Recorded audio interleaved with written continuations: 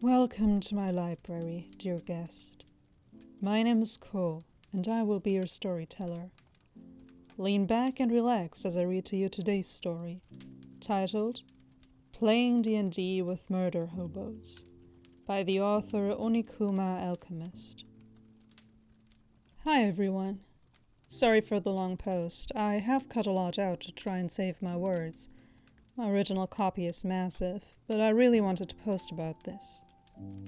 Obligatory apologies for any spelling, grammar, or formatting mistakes. I am writing this on a tablet in a waiting room. So, I am a long-time player of Dungeons & Dragons, having picked it up with 4E in high school. I have recently, after a year-long hiatus, decided to start playing again and maybe begin putting together a campaign of my own. Because of this, I thought it might be a good idea to get off my chest the story of why I felt like I needed to take the year-long hiatus, and the story of the worst group of D&D players I have ever played with. The names have all been changed to protect the anonymity of all those involved. So, to set the scene, I had been without a group for a few months, owning to the fact that I'd recently changed town. I decided that I wanted to get involved in a new group, meet some people in my new town, and hopefully bond with people over the completion of a few quests. I put a call out looking for a group to join, and a friend I met at a local game store, we will call Hank, said that he had heard of a guy putting a game together in a world he had been creating for about 10 years. Well, I was super excited and immediately hit this guy up. His name was Gordon, and he was in his mid to late 30s. He had been playing D&D every week since he could read, as he put it. And we rolled a character for me to play. We were going to play 5e. I was playing an ex-servant who was sold to a school of magic by her mistress when she was 10, and then spent the next 12 years as a maid for the wizards of the school while studying in secret by candlelight. She uncovered a plot within the school and stole a scroll before running off into the night. She was a half-elf wizard, and I was really happy with my character. I did a one-on-one session with the DM before the date of the first group session, and he was running everyone through some minor encounters, and everything was looking really hopeful. When I arrived, I was the last one to be there and could tell that everyone was excited to get started. There was going to be 5 of us and the DM, so a rather large party, but nothing I hadn't experienced before, and the DM seemed really confident with the number. So in our party we had our DM, Gordon, my character, Oni, a half-elf wizard who was working as a maid in a magic school studying the books at night as she cleaned. She uncovered a plot and decided to escape with an important document into the night. There was a whole load else than this, but it really isn't important. Hank, an elven druid, an outcast, had been living out in the middle of nowhere on his own. He was very unsure of new people, but could be a strong ally if you prove yourself to him. James, a human paladin, an outcast, had been living out in the middle of nowhere on his own. He was very unsure of new people, but could be a strong ally if you prove yourself to him. Wait, did I mean to write that sentence again? Maybe I made a mistake? No, friends. His character's backstory, like with Hank's, was straight out of the player handbook as Mystery Outcast, picking all the traits and backstory. That meant that he could be this mysterious mystery character of mystery. Bacon, a halfling ranger if I remember correctly. They played their character as a bit of an outcast. They had been living in a forest on their own, in the middle of nowhere, for a while now. He was very distrusting, but could be swayed if you showed him something that made him trust you.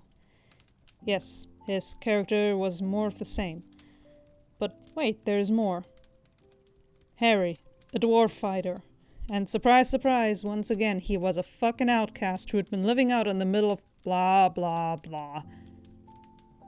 Now, this was my first red flag about the DM that I had missed because quite frankly, if you are setting up a game and 4 of your 5 characters' backstories are completely the fucking same, you'd ask some of them to change it up, surely.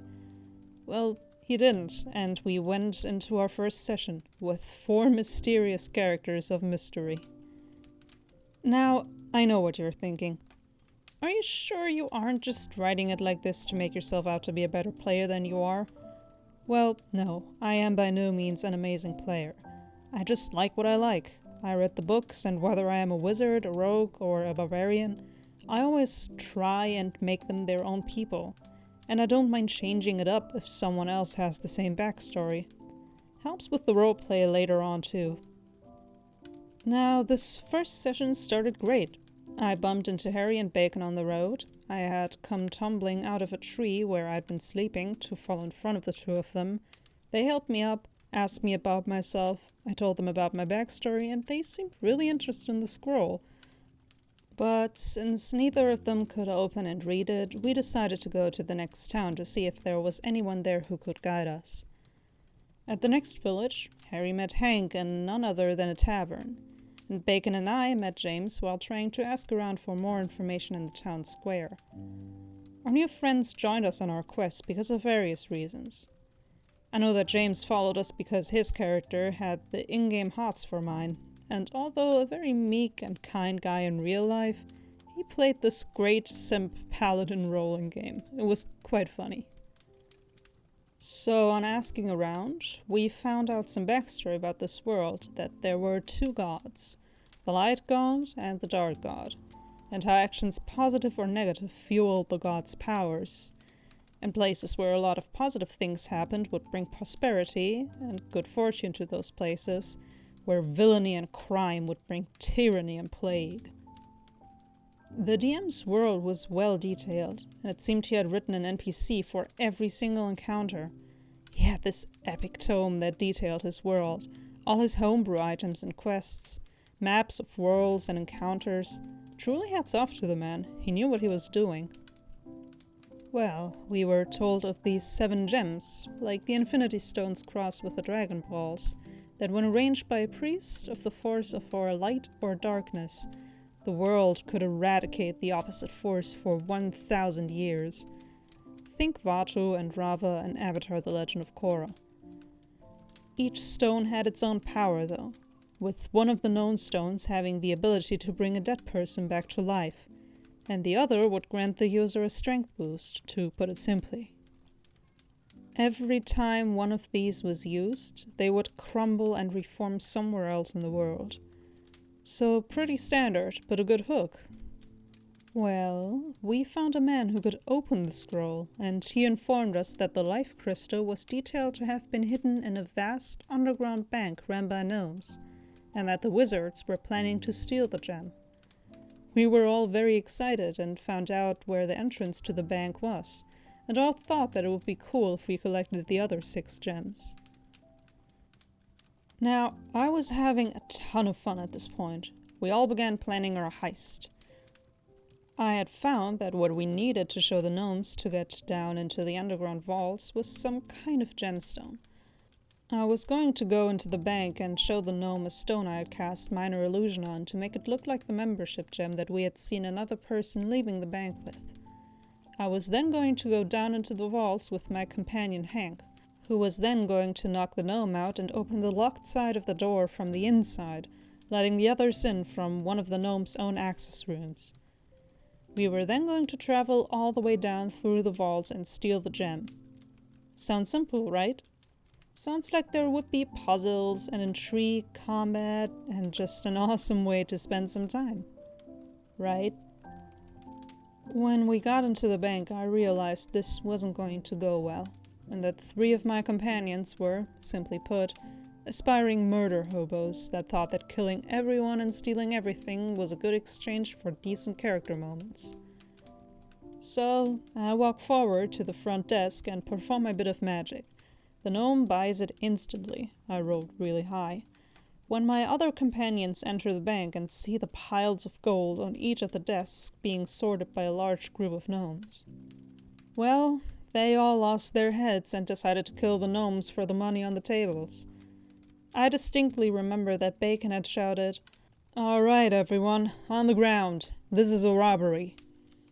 I am shocked as all of a sudden they're all in an encounter, with a large number of guards pouring in from the town's barracks, owing to the fact that a gnome was allowed to run out screaming because he wouldn't have any money.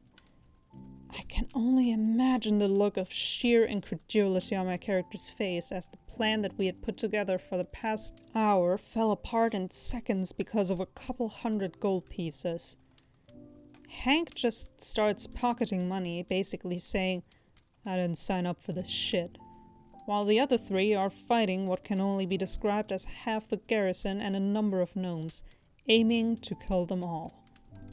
Well, Harry is knocked unconscious almost immediately. I decide that I don't want to have a part in this, as this was really dumb and my character wouldn't put her life at risk for a bunch of people she met less than a day ago. I simply clear off a couple of tables of gold, steal a membership gem, and sneak out a side door unnoticed, as all the attention was on the human, the dwarf, and the halfling causing a scene. Hank, too, was unnoticed and managed to create a smokescreen in which he left while there was confusion. Bacon escaped during this distraction with only a handful of HP points, and James was killed. The session ends with Hank, myself, and Bacon running out of the town with our tails between our legs, and about 200 gold between the three of us and a membership gem. One party member dead, and one now captured and imprisoned. I was shocked. I asked the others out of character, "What the fuck was that all about? I thought we had a plan." Which I was told by the three, it was what my character would have done.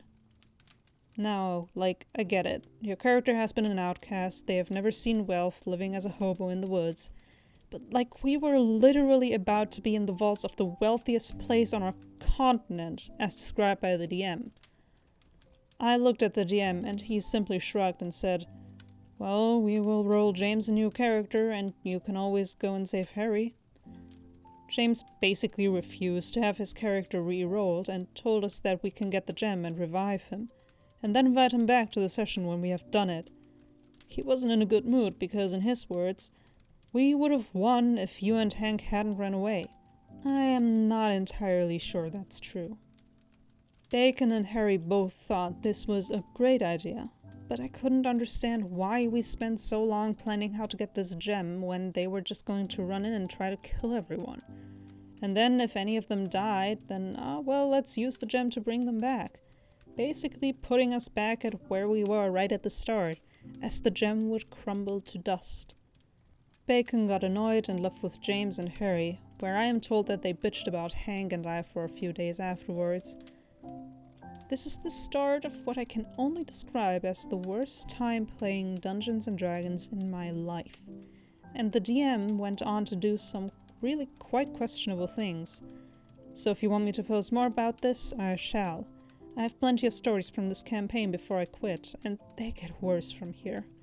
The red flags were on show, but like a colorblind person with their eyes closed, I couldn't see them. I wasted so much time on this campaign, subjected myself to abuse and manipulation, all because I wanted to play D&D. This was really only the tip of the iceberg.